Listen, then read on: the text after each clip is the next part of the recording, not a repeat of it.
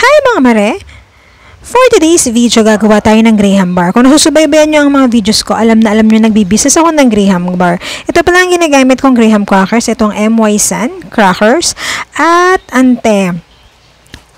Kung gusto nyo yan, meron tayong mga link. Lahat ng ilalagay ko dyan sa aking Graham bar, ilalagay ko sa link sa yellow basket. Ang aking first flavor ay ang mango Graham. Yan, naglagay ako ng puree ng real mango at mekos-mekos ko lang yan. For your info pala, meron po kaming tatlong flavor sa Graham bar. Yan, ang una dyan ay ang mango Graham. Ang paggawa ng cream ng Graham bar ay dapat chilled overnight ang mga condensed milk at ang cream. Ang all-purpose cream, ayan. Very generous po tayo sa paglagay ng ating mga ingredients na kagaya ng mangga para lasang-lasa ng mga customer at sulit na sulit ang binabayad nila sa ating Graham bar. By the way, meron kaming 3 sizes, small, medium, at large. Yan.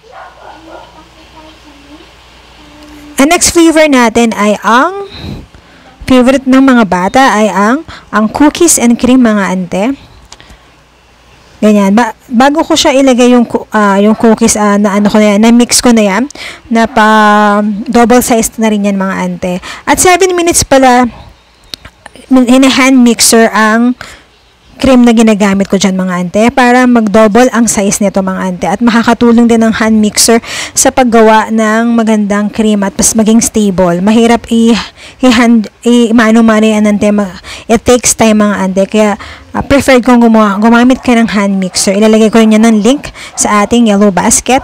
Ang next flavor ko naman ay ang by the way, naglalagay din ako hindi lang crush na cookies ang nilalagay ko dyan. Naglalagay ako on top ng buong cookies. And the final flavor ng ating Graham bar ay ang sino ang mga coffee lover dyan, siguradong matutuwa kayo sa ating next flavor.